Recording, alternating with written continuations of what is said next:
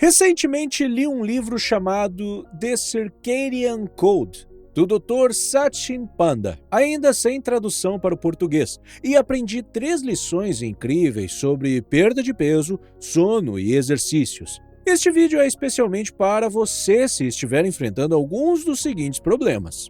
1. Você sofre para perder peso. Você tem uma alimentação saudável, se exercita e até conta calorias, mas ainda assim as coisas não parecem funcionar para você. 2. Você se sente exausto e sonolento. Você não tem energia para nada durante o dia e não consegue dormir à noite. 3. Você mal acorda e já se sente cansado, apesar de ter acabado de acordar e ter dormido mais de 8 horas. 4. Você fica doente com muita frequência. Vamos começar com nutrição, mas primeiro quero explicar o que é o relógio circadiano, porque ele controla tudo o que está acontecendo em sua mente e em seu corpo. Todas as coisas em sua vida acontecem segundo um ritmo. Por exemplo, você tem que estar no trabalho em um determinado horário e sair em um determinado horário. Da mesma forma que seu horário de trabalho, seu cérebro e todos os órgãos do seu corpo têm horários de trabalho e descanso que são controlados por seus relógios individuais, também conhecidos como relógios circadianos. Não apenas os humanos, todos os animais e plantas na Terra também têm. Plantas e animais são muito respeitosos com seus relógios circadianos, ao contrário dos humanos. Por exemplo, se seu chefe espera que você esteja no trabalho às 8 horas em ponto todos os dias, você não pode simplesmente aparecer em horários aleatórios todos os dias. Assim como ir ao trabalho de forma inconsistente arruinará a sua carreira, ser inconsistente com a sua alimentação e seu sono arruinará a sua saúde. Aqui está um experimento sobre inconsistência que, pessoalmente, me surpreendeu. O autor pegou 2 camundongos gêmeos idênticos e deu a eles a mesma dieta não saudável na mesma quantidade todos os dias. A única diferença era que um rato podia comer quando quisesse, enquanto o outro tinha que comer durante uma janela de 8 horas. O experimento durou 18 semanas e os resultados foram bastante chocantes. O camundongo, que tinha acesso livre à comida, ganhou 28% mais peso e desenvolveu todo tipo de doença, como diabetes, obesidade, gordura no fígado e doenças cardíacas.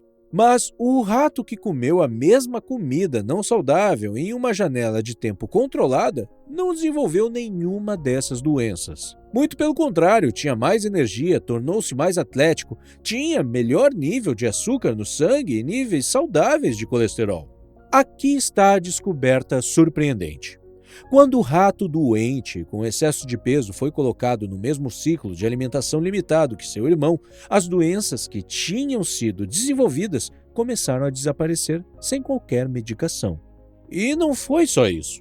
Ele também começou a perder peso e uma grande parte da perda de peso era, na verdade, uma perda de gordura, o que foi outro achado interessante. Já que muitas vezes, quando a perda de peso acontece, uma parte da massa muscular também é perdida junto com a gordura. No entanto, neste caso, foi principalmente a gordura que foi perdida. Mais uma vez, gostaria de lembrá-los de que ambos comeram a mesma comida nas mesmas quantidades, apenas a janela de alimentação que era diferente. Aqui está uma pergunta que você pode fazer. O que aconteceria se fizéssemos o mesmo experimento, mas com comida saudável em vez de bobagens? Bem, o autor também fez isso e os resultados foram os mesmos. O rato que comia em uma janela ilimitada começou a ganhar peso, apesar do fato de que a comida era saudável. Isso foi bastante surpreendente para mim, pessoalmente, porque pensei que o ganho de peso e todas essas doenças não aconteceriam quando a comida fosse saudável. Mas os experimentos provam o contrário. Independentemente de quão saudável seja sua dieta, comer em uma janela ilimitada causa ganho de peso e cria doenças. Isso é revolucionário, porque apoia o conceito de que quando você come é tão importante ou mais importante do que o que você come. Se você está se perguntando por que o tempo é tão importante, aqui está o raciocínio por trás dessa ideia. Em um dia típico, você provavelmente começa com um café da manhã. Assim que você termina seu café da manhã, seu corpo usa alguns desses alimentos como energia e armazena alguns deles como gordura.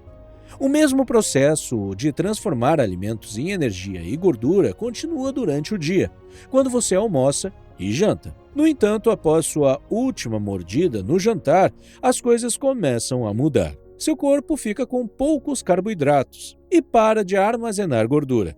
Seu relógio circadiano aumenta drasticamente o processo de queima de gordura e também ativa o modo de reparo e rejuvenescimento.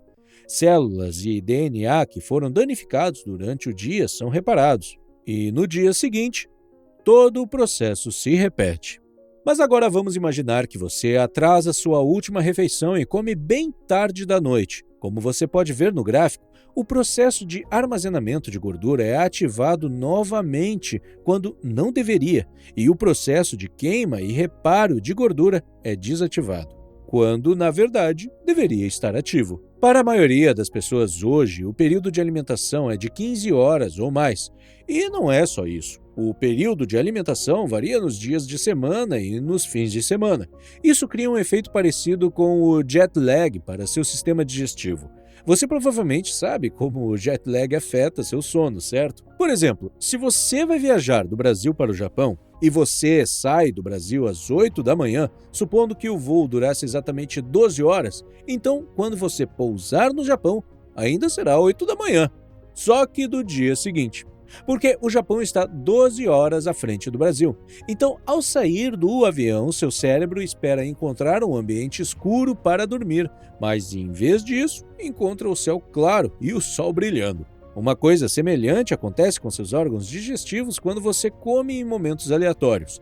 Durante a semana, seu corpo se sente como se você estivesse no Brasil, e durante o fim de semana, você parece que viajou para o Japão de férias. Ao respeitar seu ritmo circadiano, você pode evitar doenças e transtornos alimentares. O autor defende um ciclo de jejum que pode durar de 12 a 16 horas, com uma janela de alimentação de 8 a 12 horas.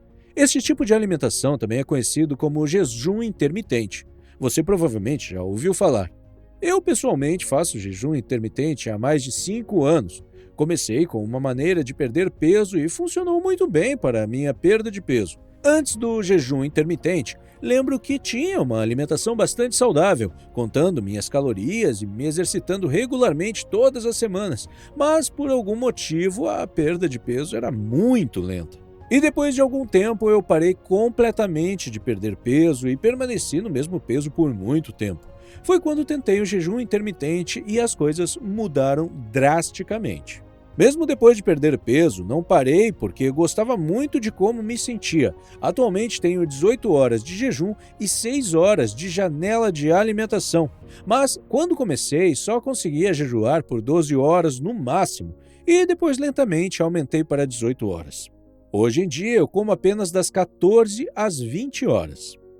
Agora eu já consigo ver os comentários dizendo que o café da manhã é a refeição mais importante do dia e que você não deve pulá-lo e não deve jejuar por tanto tempo. Em primeiro lugar, isso é o que melhor se encaixa na minha agenda.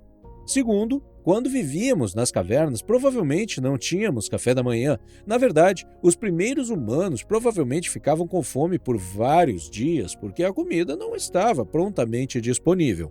Eles caçavam e comiam e então ficavam com fome até a próxima caçada. Então, acho que somos biologicamente mais propensos a jejuar do que tomar café da manhã, lanches e várias outras refeições por 15 horas. O autor diz que um ciclo com uma janela de alimentação de 15 horas é terrível para a sua saúde. Tão terrível quanto uma dieta feita exclusivamente de comida que faz mal. Deixe-me repetir. Uma janela de alimentação de 15 horas é pior do que uma dieta de pizzas e hambúrgueres. Agora, quando se fala em nutrição, o ciclo alimentar, não podemos ignorar o ciclo do sono, porque eles estão conectados. Afinal, quando seus olhos ficam abertos, sua boca também fica aberta. Se você já ficou acordado até tarde da noite e se viu na frente da geladeira de madrugada, você sabe o que quero dizer, certo? Isso me leva à segunda lição, que é sobre ciclos do sono. Nosso ciclo de sono está tão conectado ao nosso cérebro que, mesmo que eu leve para outro planeta, o tranque em um quarto, apague todas as luzes e retire o relógio do quarto, você ainda vai dormir de acordo com o seu ciclo de sono. Estamos tão acostumados com o ciclo de 24 horas que, se você de alguma forma viajasse para outro planeta que tivesse uma quantidade de horas diferente de 24 horas, seria muito difícil sobreviver. Agora vamos ver como o sono acontece normalmente. Seus olhos têm um sensor de detecção de luz azul chamado melanopsina.